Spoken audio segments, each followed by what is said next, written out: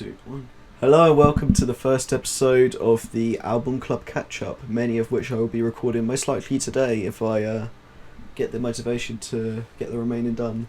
And the first album on the agenda is The Impossible Kid by A$AP Rock, which was picked by Nat, I believe. And it's been quite a few weeks, of course, but we'll get back on it. And I will say the axiomatic, I have stolen this video format. However, it's what it is. I need to get these done, and I didn't want to do the traditional essay review format anymore. I figured there's probably a much easier way for me to complete this. So I've just listened to it. Yes, I suppose you could consider it a one and done, and I'll give you my rating at the end, but I'll explain some facts about the album first. So it's a hip-hop album, certainly you could argue the most hip-hop album we've had in the club so far. The other sort of leaning on that territory album being the Bottomless Pit by Death Grips album, which was, as pointed out to me by others last night, quite an industrial feel to it, and isn't necessarily straight hip-hop, which I agree with, and that's fine. But this definitely tears more into that genre territory, I think, unmistakably. And that's fine. But yeah, that's definitely interesting. Something that interested me about this researching this guy A$AP Rock, which is not his actual name, as you could expect. It's an alias. I think his name's Ian something.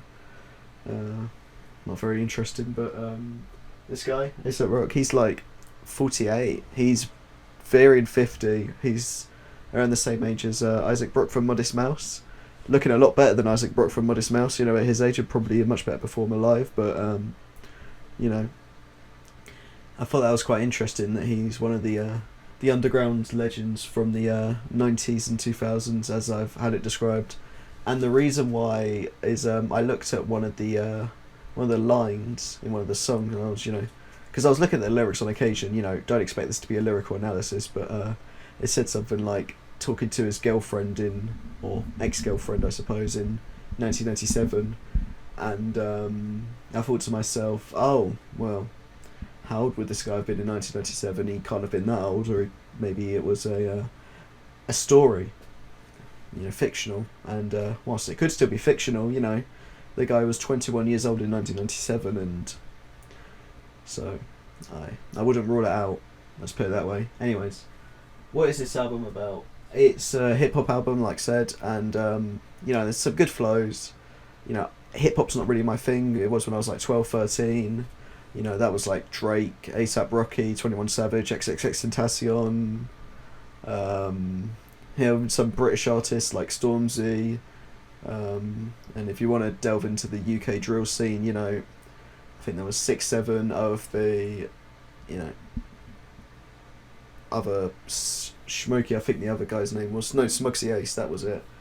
Rap as a whole hasn't been my thing for quite a few years, aside from, I found a decent bit of enjoyment in Cemetery's project, Gravehouse. There's a lot to go over in that, and that's like one of the only hip-hop albums I listen to this day, so it's a decent point of connection for me in terms of comparison, I suppose. So yeah, it's a good album, I think. The back-ends, I've got it down in my notes here. There were some cool instrumentals, some of the intros were cool, like the song Rabies had a theremin. I probably said that wrong. I thought that was quite funny. I said Dorks was a standout because it had a cool guitar. That wasn't the only song with a cool guitar, that was just the one I wrote down. And the guy's flow, like I said before, is quite good, engaging, and I'm sure if you looked into the lyrics, it's a very lyrically complex album, as I've seen with this guy's work being praised to have complex poetry in the lyrics. So that's certainly something to know. So well done, Mr. A$AP.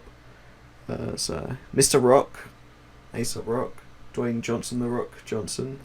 Um, so my last point here was is this is there's a song on this album called Lazy Eye, and if you've been keeping up, there's a with the music industry or with the bots channel in the server, there is a song called Lazy Eye by Silver Sun Pickups that is very, very good, and is probably one of my favourite shoegaze songs of all time, if shoegaze is the right genre for it. It's this mix of like shoegaze, indie, dream pop. All those genres sort of line up with each other. I'd argue shoegaze and dream pop are probably subgenres of indie in some way, if we want to go down the whole genre discussion, but that's not really necessary.